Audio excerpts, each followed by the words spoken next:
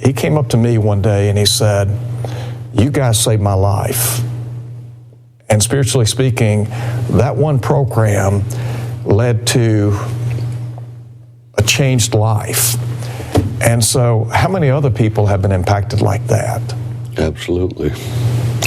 You know, another group that I think has benefited greatly from GBN are the shut-ins in congregations who would love to worship God if they could only get out of their houses, but their health is so poor and they don't get to go and hear the singing anymore. They don't get to go and hear the sermons. And look, there's no one on this panel here tonight that thinks that we can substitute corporate worship for television worship for the healthy and those who can get out. But think about, for those who really truly cannot get out, to be able to hear good a cappella singing and to hear gospel sermons right there from the comfort of their own home, that has edified and built up and educated many individuals in so many places. I wonder how many people have, as you said, sick, shut in, disabled, maybe dealing with some type of protracted illness. And so possibly every Sunday morning for a period of time, they get up and they worship along with a congregation that is airing their worship service on GBN. And they're able, as you said, BJ, to maybe sing along during the worship service, to pray, to listen to the Word of God, and their lives are enriched. You can't put a dollar amount on that. No. Absolutely. And when you look at the viewership statistics, Sunday mornings, when we're running worship services, our viewership increases during that time, also increases during GBN Live, thankful for that. But different times in the week, we can see some of those statistics and see how many people benefit from those worship services. Yeah, I think another phase of GBN, I remember Barry telling me that he envisioned GBN being a tool for congregations in remote places, mission fields, so to speak. And he said it might be that they do not have qualified or competent teachers or preachers. And so he said, imagine people sitting down and watching GBN and being taught the gospel or being edified by what they're tuning into, and that's a tremendous benefit. To bolster that very point, some years ago, I was invited to go out and preach in Kelso, Washington. I'd never been there before, didn't know anyone there. When I walked in the building, they all acted as if they knew me because they'd been watching the program. I found out their preacher got cancer, and they were in a remote area. The closest congregations to them, unfortunately, were liberal, and in fact, they'd had to split off from a group that was trying to introduce the instrument into the worship. And so what they had done is bought a 64-inch or 60-inch TV, and they were running, when they couldn't get a healthy person to stand up and preach and proclaim or teach a Bible class for their Bible classes, their Wednesday night Bible classes, and some of their Sunday services. They were watching the Gospel Broadcasting Network and some of its programming. And think about that. We were literally helping a church in a remote area, as you said, Brother Barry dreamed of, to be able to do those things. And I would imagine that is still ongoing today, that there are congregations, there are individuals that are benefiting from the teaching and preaching through GBN. Absolutely. I've been several places and that's happened as well. One's up in Ontario, Canada, a congregation there, and you walk in and they knew me. I didn't know them, but they knew me and knew me fairly well from watching television. That's awesome.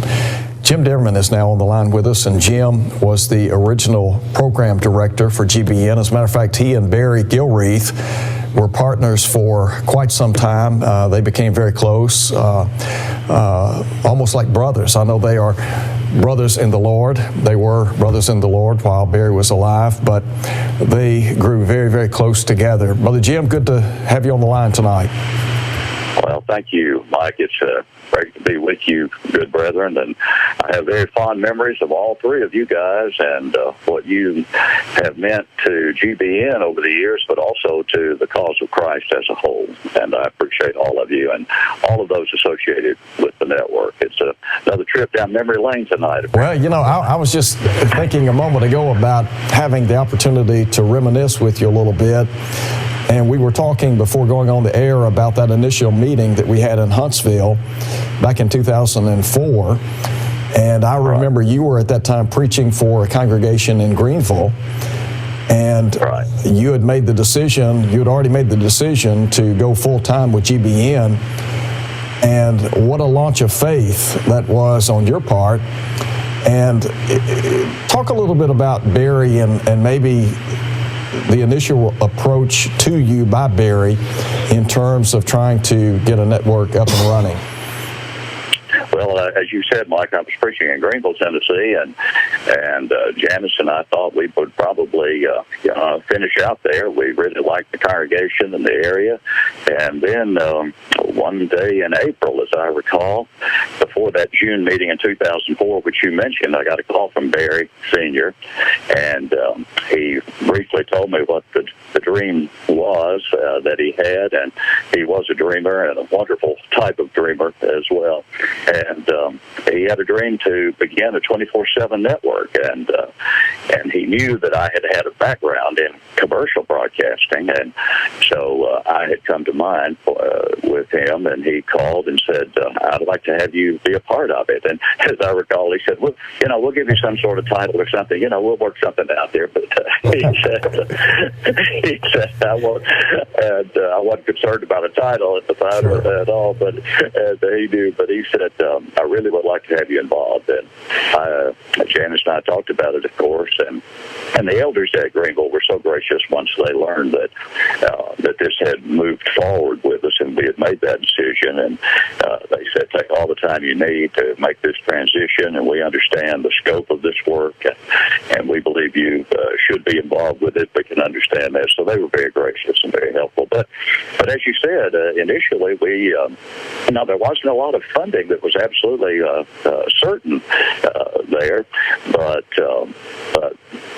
we prayed about it, and it worked out. I remember being out in Texas at a congregation where I had preached in the past, and Mary and I had talked about whether or not the salary was going to be there for our support. And the brethren there at that time, those men, two of the men that I met with, the elders at the Fleetwood congregation there, where I ultimately preached for a while later, but I had already preached there as it was, and so I came back for a gospel meeting, I think it was, and they took me to lunch, two of the elders, and said, "We're going to give you $25,000 to help you with your support," and Janice, because she was going to be, secretary for us at the network. And so it was things like that occurred that just let us know that the Lord was blessing it, and things progressed from there, and it was just a wonderful journey. It really was. And Jim, as you said, Barry and I were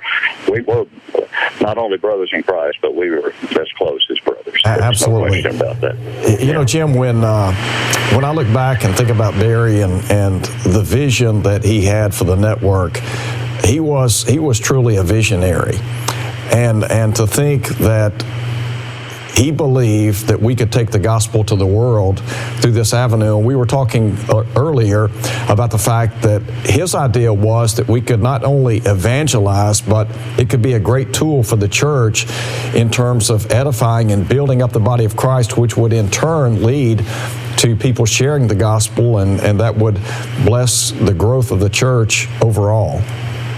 Well, you're right. When I heard you say that before I called in, Mike, that jogged my memory about that very statement of Barry, and he believed that very strongly, and that has proved to be true. It has proven to be true because, as you brethren were talking about, there are congregations that have been strengthened and benefited tremendously, edified, and individual Christians, obviously, in many places by the network. In fact, I think that's one of the great achievements of GBN, aside from the purely evangelistic outreach, obviously. But the edification aspect is not something to be overlooked by any means, because it was extremely important, and Barry understood that. He really did. Absolutely. Well, Jim, you have. Go ahead. I'm sorry. Go ahead. I was just going to say, Mike, you, BJ, and Mark, all three of you, I have very special memories of how much you encouraged me, all of you, during my time with the network, and all of you made it a wonderful experience. I always enjoyed coming over with Barry to the Memphis area, Mike, when you were helping us out over there with the studio that we had there at the time, and it was just so encouraging to be with you, brethren, and with BJ, and of course Mark later on as well, and of course Don. We go all the way back to day one. Don and I do with GBN, and just so many wonderful memories that I did want to mention that you were talking about coming over to Memphis and visiting, and of course we were always blessed to be associated with you and Barry, and I mean it was I treasure those memories, and I can't help but say that you were really the catalyst for starting the Counterpoint program that BJ and I do now, and without you there would be no Counterpoint. Well, I appreciate that, but I think that you and I have talked about it before, that, initially when Janice and I moved to Chattanooga from Greenville, we had not sold our house at the time in Greenville, and we lived in the studios and offices that we were renting there for GBN. We lived there for 3 months, and Sam was still at home at that time, and so we converted one of the vacant offices in the little complex we had there into a bedroom, and we had 2 pull-out love seats that made beds, and so at the end of the day, we would just lie there and talk about programming ideas and so forth. And I remembered that CNN had a Crossfire program back then, and just 2 guys back and forth. And I thought, that would be, I think, an effective program for the network. And so we came up with Counterpoint, and you and BJ, had it not been for the 2 of you, it would have never had the success that it has had, because both of you have always done just a beautiful job with that program, and it's gratifying to know the kind of result, as you mentioned earlier in the program tonight, about a couple that came out of denominationalism as a result of that program. But that's a credit to you and BJ and the great work you do with that program. Well, I think all the thanks go to you for coming up with the idea, and I know that BJ and Mark might have a couple of things they'd like to share with you or say to you at this point. Sure. I told Mark today, I said, I could just share this with you. I said, I'll have to call early, because at 7:30 Central Time tonight, I'm supposed to get a call from, I'm applying for some life insurance, changing some life insurance policy and to another company here and so forth. And I said, I'm supposed to get a call at 7:30, and they're going to do a cognitive test. And I told Mark, I said, I've already had the exam and all that, and I took this test where you had to draw a picture. They showed you a picture, and then you had to try to match the picture. So I've already drawn the pictures, and now I'm going to repeat things back to some person, I suppose. But that's what happens when you hit 73 and you try to get life insurance. That's funny. Yeah. Everything we do here now, we really are standing on the shoulders of you and Barry and those who have gone on before. And well, I appreciate that. You've been very kind in that regard to say things like that, Mark, and I appreciate that very much. And I thought about, before calling it a night, I said, the one wish I have, if it were possible, is that after I hang up, or before I called even, you had Barry Sr. on the line. I wish that had been possible. Oh, that would have been something else. I would have loved to have seen that a reality. We do have Barry Jr. calling in. Yes. Oh, wonderful. And so looking forward to that. Jim, let me just say to you before you go that your golden voice has spread the golden gospel to so many hearts and introduced them to the streets of gold, I'm sure. And so I want you to know how much your work has meant to all of us. You really do a great job with what you do, and God has gifted you with a voice that's very easy to listen to. But there are a lot of people like that out there who preach false doctrine, but you take that good voice and you preach a good gospel, and it's going to lead to good results. Amen. Amen. Thank you, BJ. I Yes, appreciate sir. that very, very much, brother. We love and appreciate all of you, brethren, and certainly our prayers continue to be with GBN, and of course with Don as the great director of the network, and all of you who are working with it. We pray God's continued blessings upon it, and that even greater good can be done in the future. You're doing a great work. Thank you. Well, Jim, I guess before we let you go, I do want to say, echo what has been said by BJ, and I've told you before, and I'll say it on air. I've told you how much I look up to you, not just physically in stature, but I do look up to you, and I appreciate so much all that you have meant to the network. And good news today is a result of GBN, and you do a great job with that, and you've reached a lot of people as a result of that good work. Well, I appreciate that. Barry Sr., of course, had the concept of the magazine format for Good News Today back when it was part of GBN, and we're a cooperative, separate but very cooperative effort now, and we appreciate the airing, several airings on GBN, Good News Today, and it's both efforts and other good efforts are doing a great deal to spread the gospel. We trust and hope and pray, and I appreciate your kind comments, Mike, very much. Like I said, you have always been a tremendous encouragement to me, and you do a great job hosting GBN Live and all that you do in the kingdom as a gospel preacher. But they couldn't have a better man at the helm there doing that great program, GBN, brother. Well, thank you very much, and thank you for your friendship, and we love and appreciate you and Janice. Y'all are a team and have been a great team in the kingdom, and our prayer is that God will bless you with many more years of service. Amen. Thank you, brother. Same to you, and you give our love to your junior when he calls in too. I get to talk with him from time to time, but I love that great family, and I'm so glad he's going to be calling in. I look forward to watching the rest of the I look forward to watching what I can until I'm taking this cognitive test. I understand. I understand. Well, listen, good to talk to you, Brother Jim, and God bless you, and hope you have a great night. Thank you. God bless you too, brother. All of you. Thank you, brother. Bye-bye. We're going to take a quick break, and we will be back in just a moment. Go into all the world, he said, and preach the gospel to every creature. Is the commission still current? It certainly is. But the challenge is great. Can it be done? Yes. You see, Chattanooga, Tennessee is not only the home of some 500,000 precious souls, it's also now home to a big part of the solution for reaching those souls and souls across America and ultimately throughout the world. Gospel Broadcasting Network, a proposed 24-hour-a-day, 7-day-a-week satellite television network, broadcasting the truth and nothing but the truth, 24 hours a day, 7 days a week to the United States, part of Canada, and part of South America. And yes, with God's blessings and the help of faithful brethren, ultimately broadcasting by satellite to the entire world. This monumental, unprecedented effort in the history of the church is now in production and ready to go on the air, hopefully no later than January 1, 2006. But the Highland Church cannot do it alone.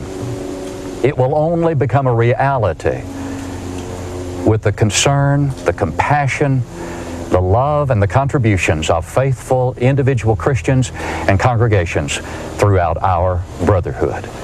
We need your help. Think about the possibilities. They are limitless. Paul said, preach the word. 2 Timothy chapter 4, verse 1, and then he said, be urgent, in season, out of season. About 144,000 people leave this world every day through the door of death. Yes, but about 374,000 are born into this world every day. How will we reach the masses? TV is the best means of communication available today. And there's about 219 million television sets in this country of ours alone. Think of the value of a network, gospel broadcasting, 24 hours every day, 7 days a week. Hi, I'm Barry Gilreath, and we're here at the offices of GBN in Chattanooga.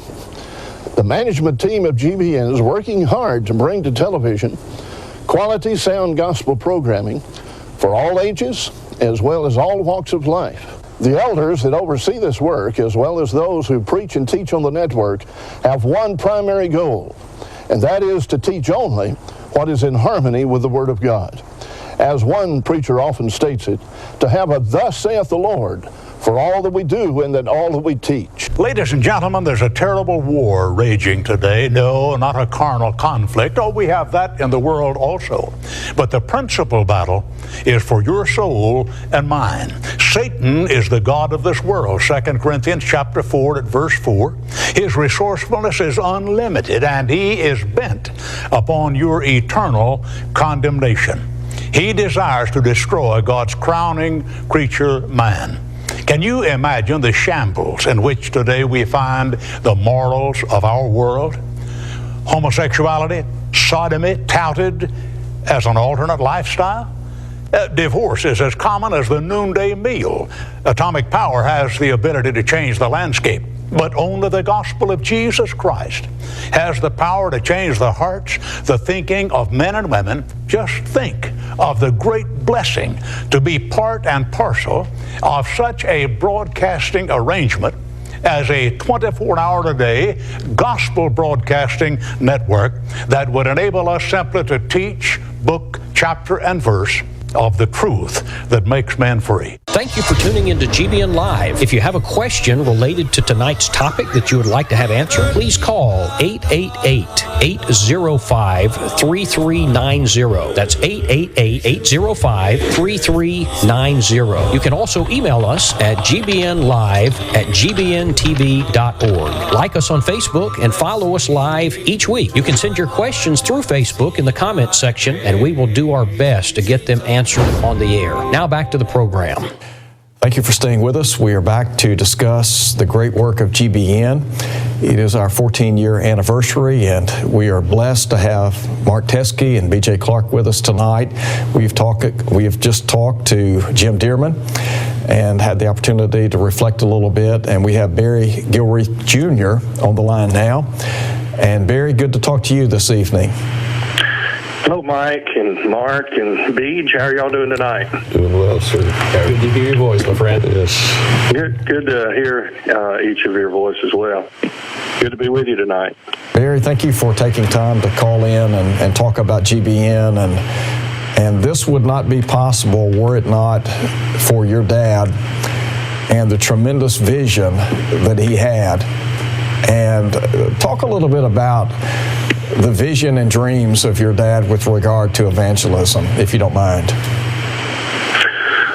Well, really, GBN, the way I see it is GBN actually started in the form of just a television program. When Dad began to work with television, he had an idea. He always had such a high regard for James Watkins. And in fact, James Watkins had baptized my dad years ago in the South Commerce Church of Christ in Summerville, Georgia, and was the preacher there for a period of time, so he had an influence upon my dad. Obviously, of course, James was a very, very young man at that time. And my dad had always had a lot of respect and admiration for him, and of course, he had the idea. He thought, well, it'd be great if people could hear James Watkins on a regular basis in the area they live in. And one thing led to another. But anyway, he kind of launched that after getting Brother Watkins on board with that, and that went along for a period of time, a number of years, and Dad was always dreaming about how to make things bigger and better, and he had the idea. He said, well, why not? Rather than just one television program, why not have an entire network, and where you could have many gospel preachers, teachers, and Bible programming that would be available to people on a 24-hour basis. Of course, something like that never ever been done in the church before. So we'd had a number of standalone programs. There'd never been a network. And so, he got together with some various men, began to share his dream, his idea, and Dad was a motivator. In fact, in our family, we always laughed, and we would call him the Don King of the Church of Christ, and because Don King was a promoter for boxing, but my dad was a promoter, for the things that he enjoyed doing, and of course, Dad had a background in mass media. He was a DJ when he was in high school and college, and so he had that background with the radio, and then he was involved in some local television work when he was in the Chattanooga area as well. Had a lot of dear friends who were involved with that. Brother Paul Kidwell, who's no longer with us, he had a program. Dad always thought a lot of Paul, and of course Jim Dearman. And Jim was probably Dad's closest friend, there in the latter portion of his life. I know you had Jim on just a little while ago. But Dad just, he had a dream, and he had a way of making people, believe that, we could get it done. And I remember going to the meeting over in Huntsville, Alabama, where we met with a number of churches and people who were interested in the idea of a network, and one thing led to another, and there was a lot involved in it. There was a church up north that donated a lot of money to GBN in the early stages that enabled us to actually get it going. But it's been a cooperative effort of many people over the years. Barry, as you were talking a minute ago, the word that kept coming to my mind was promoter. And I remember hearing that statement made, I think by you before, that you had called him the Don King of Churches of Christ in terms of promotion. But your dad, he was a great visionary. And we were talking a minute ago, Mark said that there have been over 1,100 baptisms that we know of as a result of the work of GBN. Just this year. This year. And Paul said, I planted, Apollos watered, but God gave the increase. Yeah. And it's a collective effort, but it all goes back really to one person, and that was your dad. Let me ask you, I can't help but ask you this. When Barry began talking about this, and I remember he called me in the spring of 2004, and I hadn't heard from him in quite some time, and he called me and he said, what do you think about this? And of course, I thought it was a great idea. But did anyone in your family, or maybe any of your close friends, did anyone ever say, are you kidding me? What are you thinking about, Barry, to start a 24/7 network? Well, as far as the family was concerned, I don't know. Perhaps my mother. I'm not sure about that though. But actually, in the family, Dad, his history, he had been in education. He was a music director for a number of years. He was a chorus director. The Wonderful Word Chorus. He started that in Chattanooga back in the early '70s, and he had started a number of businesses. Some of his businesses did well. Some of them, he had to go a different direction. But as I look back over that, I think God helps to prepare us through many different avenues in our life, to where we're in a position where when doors of opportunity are open, we can walk through them, or we can choose not to, but we have those opportunities to prepare ourselves. And so I don't know that it was really any big shock. There were people who said it couldn't be done. There were people who said that the church there in North Georgia couldn't do it. We're just a smaller group there, the Highland Church of Christ in Dalton, Georgia, about 150, and people said, you got to be a big church to do something like that. You got to, there's just no way a smaller group can do that. But he had already proven that he could do that with preaching the gospel, and the Chickamauga Church of Christ was involved with that. And that was a smaller group of Christians as well. So, I'm sure there were the naysayers, but I don't know that there were really any naysayers in the family per se. Well, if they were, I don't think your dad listened to them. Barry and Mark, I know, have something they'd like to maybe share with you. Or yeah, good, great. Yes, I know that working together with you, I was privileged to be around you and your father and your family, as a matter of fact. Yeah. And one thing I always admired was your dad had such a positive optimism about him that made me believe. When I heard of his plans, I thought, well, if there's any man that can have the stick-to-itiveness to get that done, it'll be him.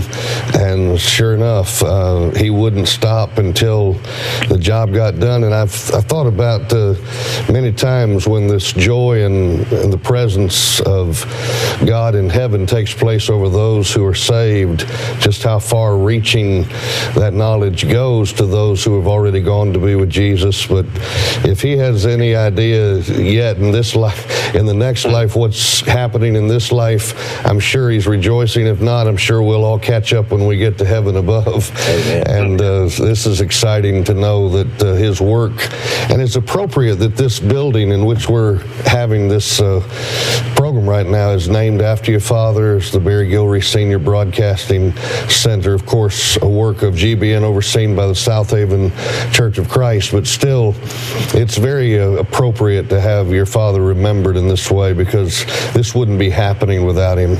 Well, I appreciate that, BJ.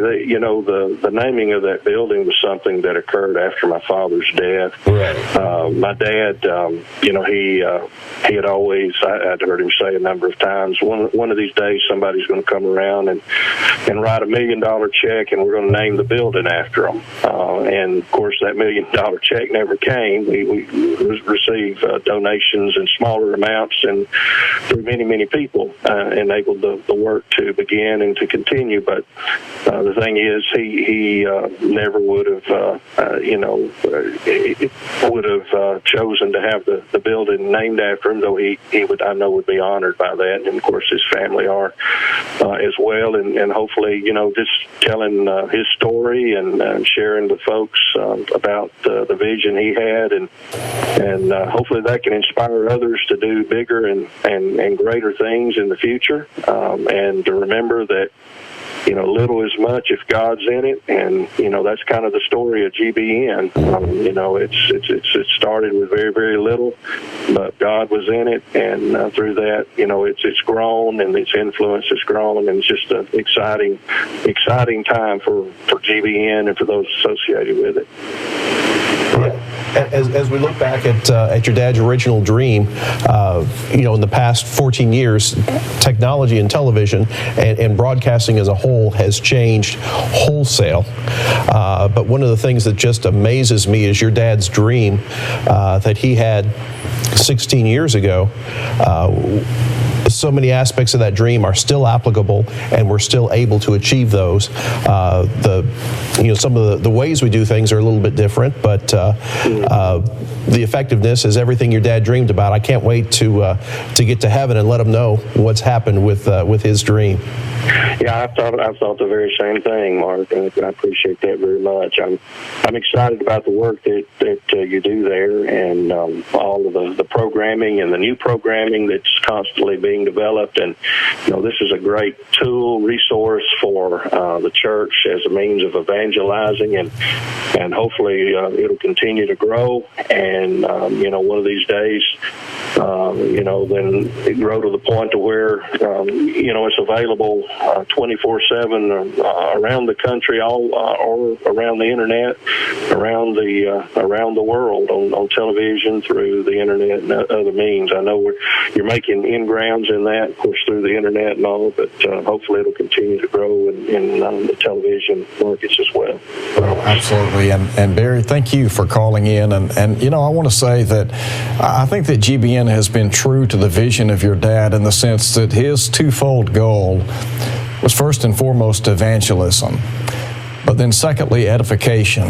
And I believe that the network is still striving to the best of her ability to fulfill that. And as was said many, many years ago of Abel, he being dead yet speaks. And what your dad has done continues to live on. And look, we're blessed to have been associated with him. We're blessed to be associated with you. And thank you for all of your contributions as well. You've meant a lot to the network, and I know you do a program on the network, and we're blessed to be associated with you and your family. Well, I appreciate that. Dad, he always liked to work behind the scenes. Like I said, he was a promoter. You don't see him on video an awful lot, though there are some videos out there of him. And the reason is not because he didn't have the ability, because he did, but he was always looking to promote the skills and the assets of others that could promote the gospel. And I think in doing that, it's helped the network and helped to develop a lot of other programs that never would have come about if it hadn't been for that. But thank you so much. Well, you're right. Well, Barry, God bless you, and thank you again for all that you do, and hope to see you soon. All right. Sounds great. I'll make that a date. We'll get together and go eat some Mexican. Sounds good. See you soon. All right. Bye-bye. All right. Take care. We're going to take a quick break. We'll be right back in just a minute. Please stay with us. It's that time of the year, Christmas time, giving gifts and things of that nature. My thoughts are, I don't know of a single gift that could be given that would be greater than offering someone devotionals for each day of the coming year. What do you think? Well, I believe I'm inclined to agree with that, particularly considering that the Word of God completely furnishes us to every